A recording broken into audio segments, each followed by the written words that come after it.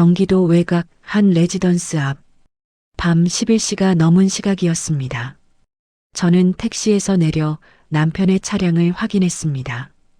분명히 회사 워크숍이라고 했었지요. 그런데 왜 이런 곳에 있는 걸까요? 떨리는 손으로 전화를 걸었습니다. 낯선 여자의 목소리가 들렸습니다. 5분만 기다려주세요. 문이 열렸습니다. 그리고 그 순간 제가 믿었던 모든 것이 무너졌습니다. 어떻게 이런 일이 시작된 걸까요? 저는 36살, 8살 딸을 혼자 키우는 엄마입니다. 하지만 처음부터 혼자였던 건 아니었습니다. 제 이름은 서지혜, 올해 36살입니다. 지금으로부터 약 10년 전 27살의 나이에 저는 남편 윤석을 만나 결혼했습니다. 당시 저는 중견 제조업체의 기획팀에서 일하고 있었고 윤석은 중소 IT 기업의 인사 매니저였습니다. 우리는 공통 지인의 소개로 만났지요. 첫인상은 좋았습니다. 윤석은 말을 참 잘했습니다. 사람을 편하게 만드는 재주가 있었고 어디를 가도 환영받는 타입이었습니다. 지혜 씨는 정말 차분하고 따뜻한 사람이에요. 윤석은 자주 그렇게 말했습니다. 저 역시 그의 밝은 성격이 좋았습니다. 부모님께 소개했을 때도 반응이 좋았지요. 사위감으로 괜찮네. 말도 잘하고 예의도 바른 것 같아. 아버지의 말씀이었습니다. 교제 8개월 만에 저희는 결혼을 결심했습니다. 2016년 가을 작은 웨딩홀에서 소박한 결혼식을 올렸습니다. 신혼집은 서울 외곽의 작은 아파트였습니다. 20평 남짓한 공간이었지만 저희에겐 충분했습니다. 시댁 식구들도 저를 따뜻하게 맞아주었습니다. 시어머니는 마포구에서 작은 카페를 운영하고 계셨습니다. 착한 며느리를 만났네. 시어머니는 늘 그렇게 말씀하셨습니다. 시동생 윤재는 당시 25살로 대학원에 다니고 있었습니다. 조용하고 예의 바른 성격이었지요. 저는 시댁 식구들과도 잘 지낼 수 있다고 믿었습니다. 결혼 후 1년이 지났을 때 저는 임신 소식을 알게 되었습니다. 2017년 여름 딸 수아가 태어났습니다. 윤석은 좋은 아빠가 되려고 노력했습니다. 기저귀도 갈아주고 밤중 수유도 함께 도왔지요. 우리 딸 아빠 닮았지? 윤석은 수아를 안고 자랑스러워했습니다. 저는 육아휴직을 1년 쓰고 복직했습니다. 일과 육아를 병행하는 건 쉽지 않았습니다. 하지만 해낼 수 있다고 믿었습니다. 주말이면 저는 수아를 데리고 시어머니의 카페에 갔습니다. 손님을 맞이하고 설거지를 도왔지요. 며느리가 오면 가게가 더 밝아져. 시어머니의 그 한마디에 피곤해도 힘이 났습니다. 저는 잘하고 있는 줄만 알았습니다. 좋은 며느리, 좋은 아내, 좋은 엄마가 되기 위해 노력했습니다. 윤석도 만족스러워 보였습니다. 당신 덕분에 우리 집안이 화목해. 그는 그렇게 말했습니다. 그런데 수아가 5살이 되던 해부터였습니다. 2022년 초 윤석의 패턴이 조금씩 달라지기 시작했습니다. 야근이 잦아졌고 주말 출근도 늘었지요. 요즘 회사에 프로젝트가 많아서 그래. 윤석은 그렇게 설명했습니다. 저는 의심하지 않았습니다. IT 업계가 바쁜 건 알고 있었으니까요. 하지만 뭔가 이상했습니다. 예전엔 퇴근하면 수아와 놀아주던 남편이 요즘은 피곤하다며 방에 들어가 버렸습니다. 여보, 오늘 저녁은 같이 먹을 수 있어요? 제가 물었습니다. 미안, 오늘도 야근이야. 먼저 먹어. 그는 미안한 표정을 지었습니다. 하지만 그의 눈빛은 예전 같지 않았습니다. 무언가 숨기는 듯한 느낌이 들었지요. 저는 그 느낌을 애써 무시했습니다. 의심하는 건 좋지 않다고 생각했습니다. 남편을 믿어야 한다고 스스로에게 다짐했습니다. 그해 가을 윤석의 입에서 자주 오르내리는 이름이 있었습니다. 교육센터 매니저님이 말이야. 그는 그 사람 이야기를 할 때마다 표정이 밝아졌습니다. 정말 일 잘하는 분이야. 배울 게 많아. 저는 동료인 줄만 알았습니다. 하지만 나중에 알게 되었지요. 그것은 시작에 불과했다는 것을. 제가 믿었던 평범하고 따뜻한 가정은 사실 균열이 생기고 있었습니다. 그리고 그 균열은 곧 돌이킬 수 없는 붕괴로 이어질 것이었습니다. 하지만 그때의 저는 아직 몰랐습니다. 폭풍 전야의 고요함 속에서 저는 여전히 평온한 일상을 살고 있다고 믿었습니다. 2022년 가을부터 윤석의 귀가 시간은 점점 늦어졌습니다. 처음엔 일주일에 한두 번이던 야근이 어느새 일주일에 4~5번으로 늘어났지요. 회사에서 신규 교육 프로그램 개발한다고 난리야. 윤석은 그렇게 말했습니다. 저는 고개를 끄덕였습니다. 남편이 바쁜 건 어쩔 수 없는 일이니까요. 하지만 뭔가 달랐습니다. 예전에 야근은 피곤해 보여도 집에 오면 수아를 안아주던 남편이었습니다. 지금은 현관문을 열자마자 씻겠다며 욕실로 직행했지요. 아빠, 오늘 유치원에서 그림 그렸어. 수아가 말했습니다. 응, 나중에 봐줄게. 윤석은 대충 대답하고 방문을 닫았습니다. 수아의 표정이 어두워졌습니다. 저는 딸을 안아주며 말했습니다. 아빠가 피곤하신가 봐. 우리 내일 보여드리자. 하지만 속으로는 불편한 감정이 올라왔습니다. 아무리 바빠도 아이에게 그렇게까지 해야 하나 싶었지요. 갈등의 심화 마이너스 출장의 증가. 11월 초 윤석이 갑자기 출장이 생겼다고 했습니다. 대구지사에 가서 교육 매뉴얼 전달해야 해. 그는 말했습니다. 대구요? 그런 일도 인사팀에서 해요? 제가 물었습니다. 요즘 부서 간 협업이 많아졌어. 걱정 마. 윤석은 웃으며 답했습니다. 저는 더 이상 묻지 않았습니다. 하지만 이상했습니다. IT 교육 매뉴얼을 전달하는데 이틀씩이나 걸릴까요? 출장에서 돌아온 윤석은 평소보다 기분이 좋아 보였습니다.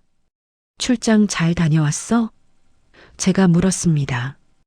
응, 피곤했지만 보람 있었어. 그는 대답했습니다. 하지만 가방에서 나온 건 대구 특산품이 아니라 제주도 공항 면세점 영수증이었습니다. 저는 그 영수증을 보고 얼어붙었습니다. 대구 출장이라고 하지 않았나요? 왜 제주도 영수증이 나오는 걸까요? 여보, 이거. 제가 영수증을 들어보였습니다. 윤석의 얼굴이 순간 굳었습니다. 아, 그거. 동료가 제주도 갔다가 심부름시켜서 산 거야.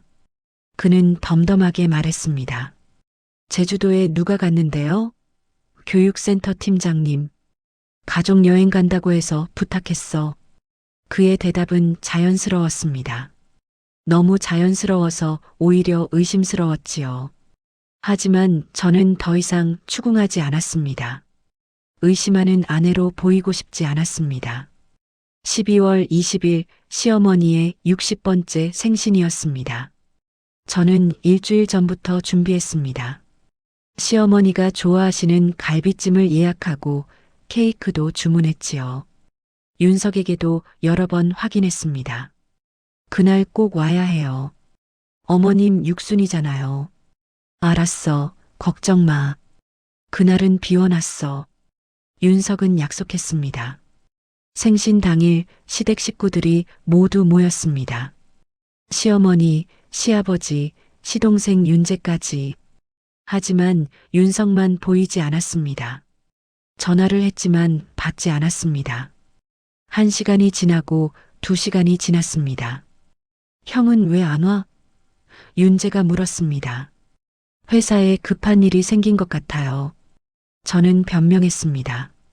시어머니는 아무 말씀 없으셨지만 표정이 어두워졌습니다. 저는 죄송한 마음에 어쩔 줄 몰랐습니다. 식사가 끝나갈 무렵 윤재가 무심코 던진 말 한마디가 제 세계를 흔들었습니다. 그나저나 형, 오늘 교육센터 매니저님 가족이랑 제주도 간다던데. 순간 공기가 멈췄습니다.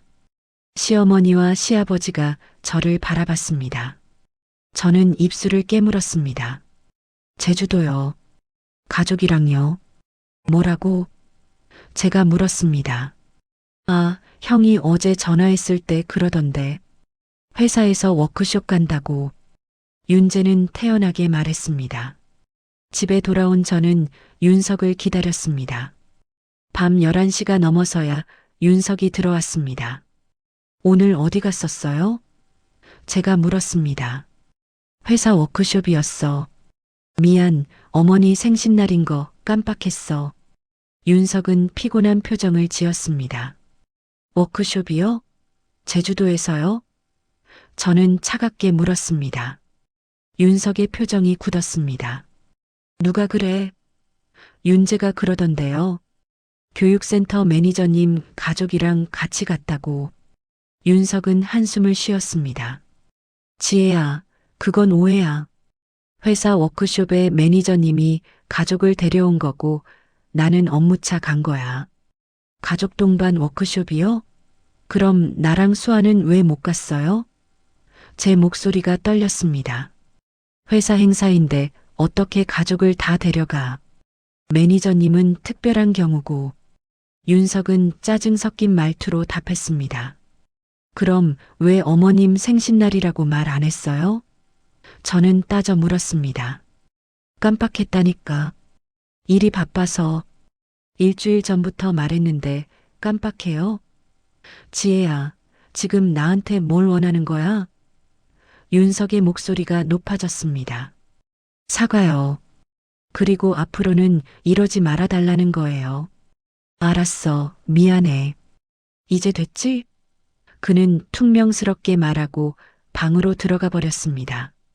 다음 날 저녁 저는 용기를 내어 다시 이야기를 꺼냈습니다. 여보, 우리 제대로 이야기 좀 해요. 또 뭐?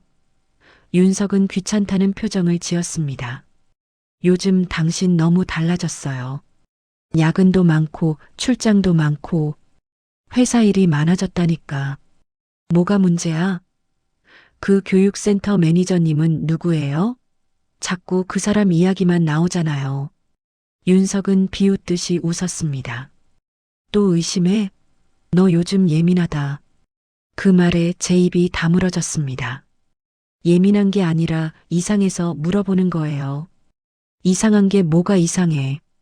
직장 상사랑 업무상 만나는 건데. 상사요? 전에는 선배라고 하지 않았어요? 선배이자 상사지. 뭐가 중요해? 윤석은 짜증을 냈습니다. 당신 요즘 나한테 관심도 없잖아요. 수아한테도. 제가 말했습니다. 일이 바빠서 그래. 이해 좀 해줘. 이해하고 싶어도 당신이 너무 멀어진 것 같아요. 지혜야, 솔직히 말할게. 너는 너무 집에만 매달려. 윤석의 말이 날카로웠습니다. 집에 매달린다는 게 무슨 뜻이에요? 맨날 집일, 아이일, 시댁 일만 신경 쓰잖아. 좀 더 여유를 가지면 안 돼? 저는 할 말을 잃었습니다. 집안일을 하는 게 잘못인가요? 아이를 돌보는 게 문제인가요? 그럼 내가 뭘 어떻게 하길 바라는데요? 모르겠어. 그냥 너무 답답해. 윤석은 그렇게 말하고 또다시 방으로 들어갔습니다. 저는 거실에 혼자 남았습니다. 눈물이 났지만 참았습니다. 수아가 자고 있었으니까요. 그날 밤 저는 잠을 이룰 수 없었습니다. 혹시 정말 내가 문제인 걸까요? 너무 집에만 매달린 걸까요? 하지만 아무리 생각해도 이해가 되지 않았습니다. 가정을 돌보는 게 왜 잘못인가요? 저는 회사 일도 하고 육아도 하고 시댁도 챙기고 있습니다. 그런데도 부족한 걸까요? 다음 날 저는 친한 언니에게 전화했습니다. 언니, 나 요즘 남편 때문에 힘들어. 언니는 제 이야기를 듣고 말했습니다. 지혜야, 그거 이상한 거 맞아. 보통 남자들이 바람 피울 때 그렇게 나온대. 아니야, 우리 남편은 그런 사람 아니야. 저는 부정했습니다. 그래도 조심해. 한번 확인해봐. 언니의 말이 귓가에 맴돌았습니다. 하지만 어떻게 확인한단 말인가요? 남편의 휴대폰을 몰래 본단 말인가요? 그런 건 하고 싶지 않았습니다. 신뢰가 깨지는 것 같았으니까요. 하지만 동시에 불안은 점점 커져갔습니다. 밤마다 남편의 귀가 시간을 확인하고 옷에서 낯선 향수 냄새가 나지 않는지 살펴봤습니다. 이런 제 모습이 스스로도 한심했습니다. 12월이 저물고 새해가 밝았습니다. 2023년 1월 저는 결심했습니다. 더 이상 혼자 고민하지 않기로, 확실하게 알아보기로. 만약 제 의심이 기우라면 남편에게 사과하면 됩니다. 하지만 만약 아니라면 그때는 제대로 대처해야 합니다. 수아를 위해서라도 명확히 해야 했습니다. 어느 날 밤 윤석이 또다시 워크숍이라며 이틀간 집을 비운다고 했습니다. 어디로 가는데요? 경기도 쪽이야. 회사 연수원에서. 연수원이요? 주소 좀 알려줘요. 왜 주소까지 알아야 해? 급한 일 있으면 연락해야 하잖아요. 전화하면 되지. 윤석은 주소를 알려주지 않았습니다. 그날 밤 저는 결심했습니다. 직접 확인하기로. 다행히 예전에 윤석 차량의 위치 공유 기능을 설정해 놓은 게 있었습니다. 수아를 친정에 맡기고 저는 준비했습니다. 만약 정말 회사 연수원이라면 안심하면 됩니다. 하지만 만약 다른 곳이라면 그때는 모든 것이 달라질 것입니다. 제 인생이, 제 결혼 생활이, 그리고 수아의 미래가. 2023년 2월 15일 윤석이 다시 이틀간 워크숍에 간다고 했습니다. 저는 더 이상 그의 말을 그대로 믿을 수 없었습니다. 수아를 친정에 맡기고 저는 홀로 남았습니다. 엄마, 왜 할머니 집에 가요? 수아가 물었습니다. 엄마가 할 일이 있어서. 금방 데리러 올게. 저는 딸의 머리를 쓰다듬었습니다. 수아의 맑은 눈을 보니 마음이 아팠습니다. 이 아이를 위해서라도 진실을 알아야 했습니다. 밤 9시 윤석의 차량 위치를 확인했습니다. 회사 연수원이라고 했던 그 장소는 경기도 광주시의 한 레지던스였습니다. 연수원이 아니었습니다. 숙박시설이었지요. 저는 떨리는 손으로 택시를 불렀습니다. 기사님, 이 주소로 가주세요. 네, 알겠습니다. 택시는 어둠 속을 달렸습니다. 차 안에서 저는 생각했습니다. 만약 제 의심이 틀렸다면 어떻게 하지요? 남편에게 미안한 마음을 전하고 다시 신뢰를 쌓으면 됩니다. 하지만 만약 맞다면요? 그때는 어떻게 해야 할까요? 답은 이미 정해져 있었습니다. 저는 더 이상 속고 싶지 않았습니다. 수아에게 거짓된 가정을 보여주고 싶지 않았습니다. 1시간 뒤 저는 레지던스 앞에 도착했습니다. 윤석의 차가 주차장에 있었습니다. 확실했습니다. 그는 여기 있었습니다. 저는 휴대폰을 꺼내 남편에게 전화를 걸었습니다. 신호음이 울렸습니다. 1번, 2번, 3번. 받지 않았습니다. 다시 걸었습니다. 이번에는 누군가 받았습니다. 하지만 윤석의 목소리가 아니었습니다. 여보세요? 낯선 여자의 목소리였습니다. 순간 모든 것이 멈춘 것 같았습니다. 거기 누구세요? 제가 물었습니다. 아, 잠깐만요. 5분만 기다려주세요. 여자는 당황한 듯 말했습니다. 전화가 끊어졌습니다. 저는 그 자리에 서서 레지던스 입구를 응시했습니다. 심장이 빠르게 뛰었습니다. 숨이 막히는 것 같았습니다. 5분이 지났습니다.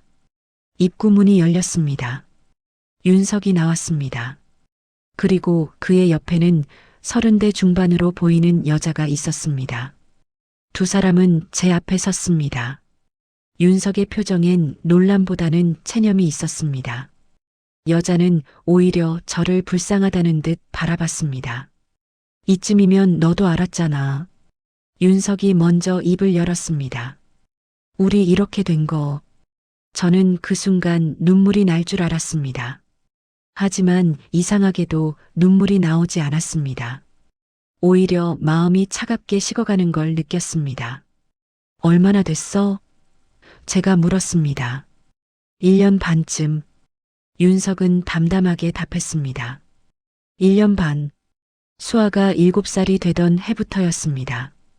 제가 시댁을 챙기고 회사 일을 하고 아이를 키우는 동안 남편은 다른 사람과 사랑을 나누고 있었던 겁니다. 그래, 여기까지구나. 저는 조용히 말했습니다. 지혜야, 우리 이야기 좀. 할 이야기 없어. 이혼할게. 저는 단호하게 말했습니다. 윤석의 얼굴이 굳었습니다. 지혜야, 진정해. 우리 차근차근. 진정하라고? 지금 그런 말할 자격 있어? 제 목소리가 떨렸습니다. 여자가 한 발짝 물러섰습니다. 죄송해요. 여자가 작은 목소리로 말했습니다. 당신한테 들을 말은 아니에요. 저는 차갑게 답했습니다. 집으로 돌아오는 택시 안에서 저는 울지 않았습니다. 대신 머릿속으로 계획을 세웠습니다. 증거를 모아야 합니다. 이혼 소송을 준비해야 합니다. 수아의 양육권을 확보해야 합니다. 감정에 휩싸여 있을 시간이 없었습니다. 저는 이제 더 이상 속는 아내가 아니라 싸우는 엄마가 되어야 했습니다. 다음 날 아침 저는 변호사 사무실을 찾았습니다. 남편의 외도를 확인했습니다. 이혼하고 싶어요. 변호사는 제 이야기를 들었습니다. 증거가 있나요? 어제 현장을 목격했어요. 그리고 남편 휴대폰 기록, 차량 위치 기록이 있습니다. 저는 준비한 자료를 내밀었습니다. 변호사는 고개를 끄덕였습니다. 충분합니다. 위자료와 양육권 소송 모두 유리하게 진행할 수 있을 겁니다. 윤석에게 이혼 의사를 정식으로 통보했습니다. 처음에 그는 거부했습니다. 지혜야, 다시 생각해봐. 우리 수아도 있잖아. 수아 때문에 이혼하는 거야. 이런 아빠 밑에서 자랄 수 없어. 나도 아빠야. 수아 양육권은 나한테 있어야 해. 윤석의 말에 저는 비웃음이 나왔습니다. 당신이 언제 수아를 제대로 돌봤어? 1년 반 동안 바람 피우면서 소송이 시작되었습니다. 윤석은 제게 책임을 돌렸습니다. 지혜는 너무 집에만 매달렸어요. 부부관계를 소홀히 했습니다.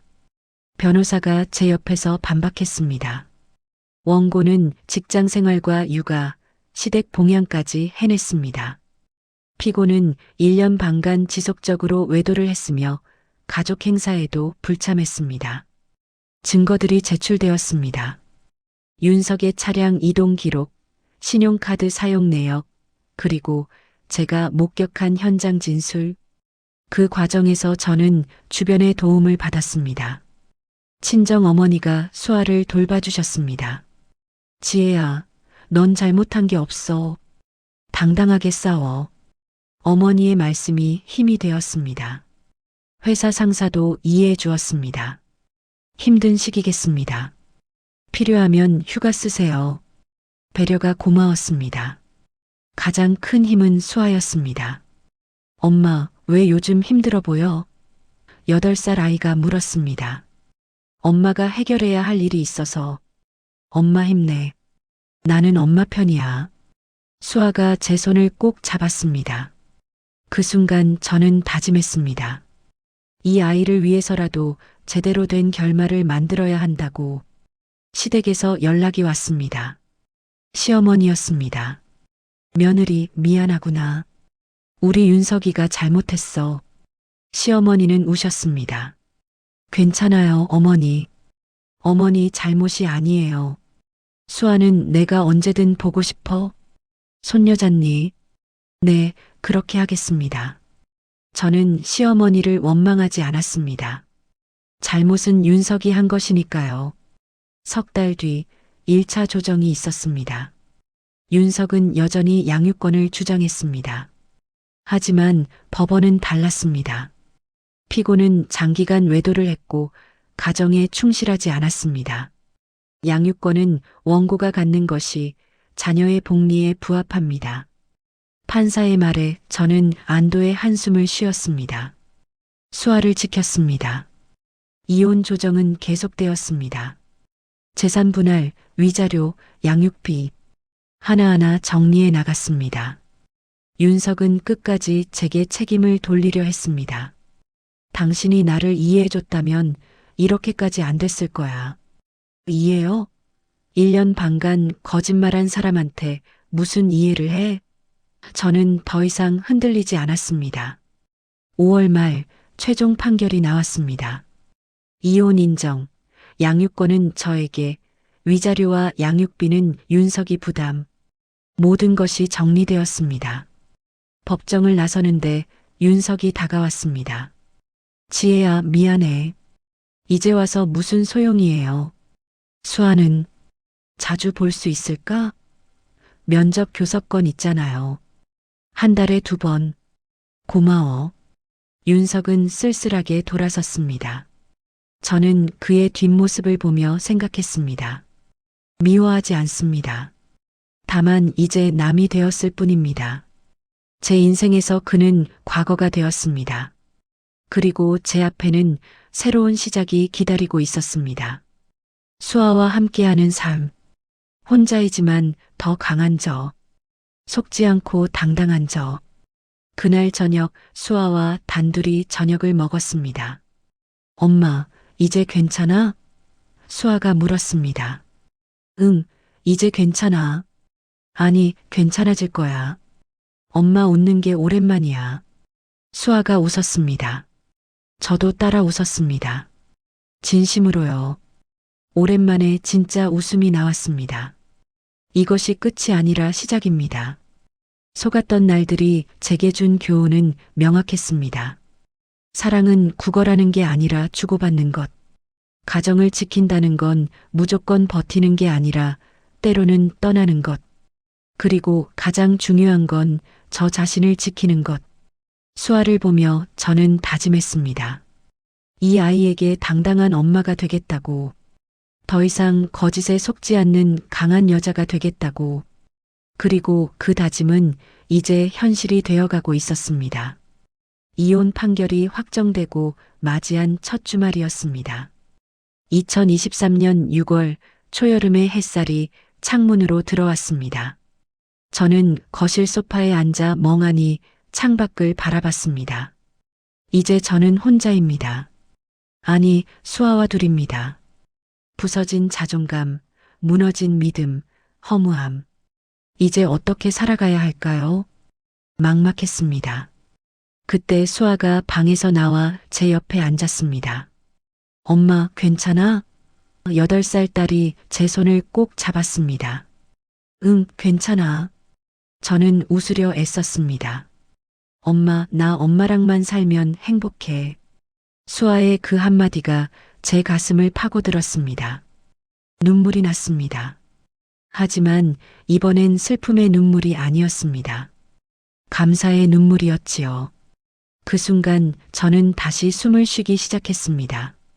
이 아이를 위해서라도 저는 다시 일어서야 했습니다. 이혼 후 가장 먼저 한 일은 새로운 집을 구하는 것이었습니다.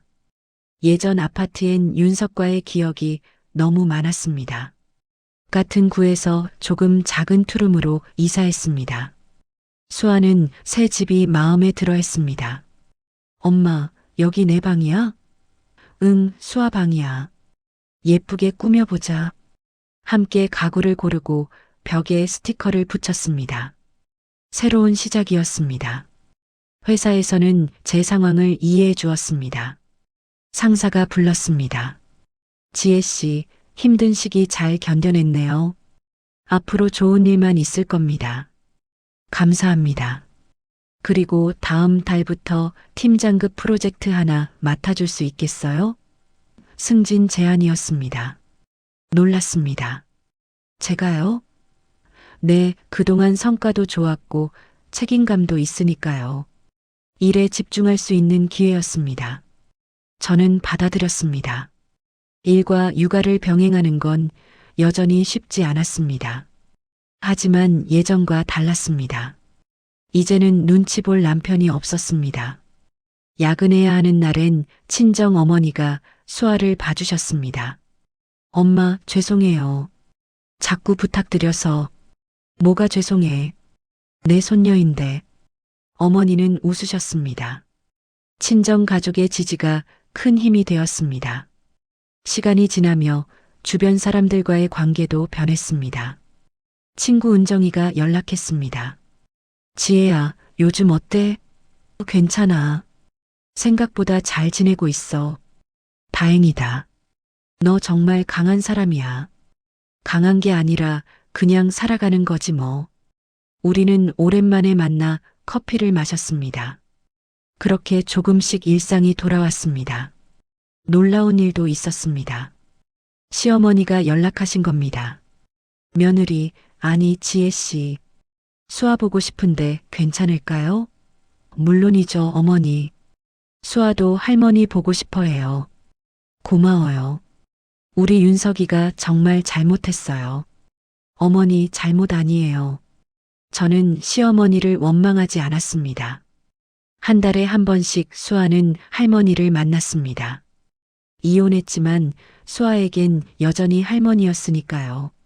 수아는 새 환경에 잘 적응했습니다. 학교에서도 밝게 지냈고 친구들도 많았습니다. 엄마, 오늘 미술 시간에 우리 가족 그렸어. 어디 보자. 그림 속엔 저와 수아 둘만 있었습니다. 행복하게 웃고 있는 모습이었지요. 엄마랑 나 둘이서 행복해.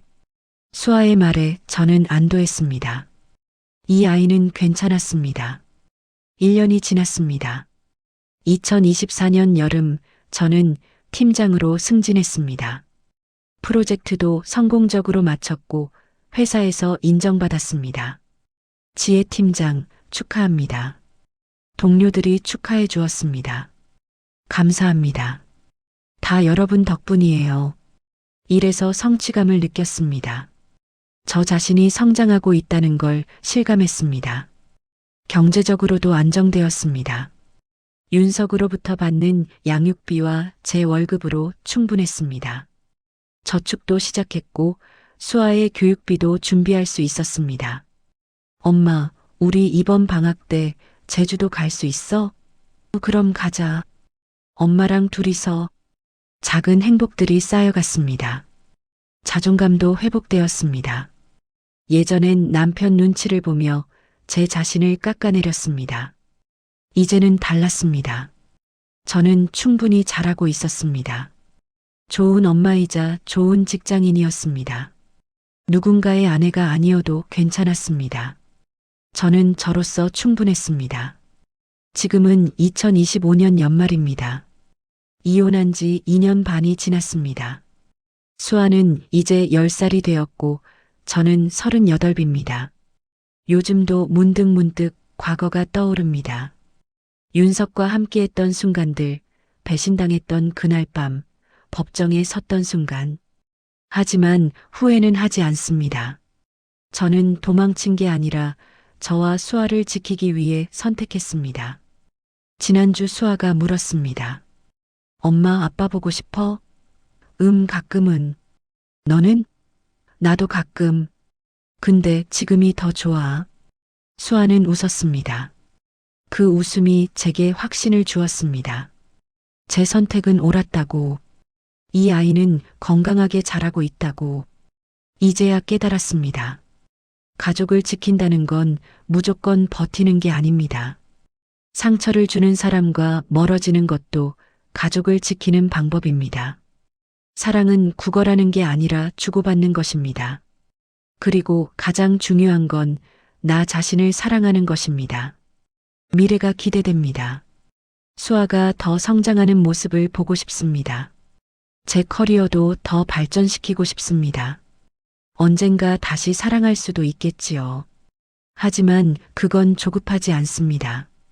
지금 이 순간 수아와 함께하는 이 평온한 시간이 저에겐 가장 소중합니다. 혹시 지금 비슷한 상황에 계신 분들께 말씀드리고 싶습니다. 당신은 잘못하지 않았습니다. 버티는 것만이 능사가 아닙니다. 때로는 떠나는 것도 용기입니다. 그리고 그 선택이 당신과 당신의 아이들을 지키는 길일 수 있습니다. 힘내세요. 저도 해냈습니다. 당신도 할 수 있습니다. 오늘도 저는 수아와 함께 저녁을 먹고 이야기를 나누며 웃습니다. 이것이 제 삶입니다. 완벽하지 않지만 진실한 삶, 거짓 없이 당당한 삶, 그리고 무엇보다 행복한 삶입니다. 이 이야기가 도움이 되셨다면 구독과 좋아요 부탁드립니다. 여러분의 응원이 큰 힘이 됩니다. 감사합니다.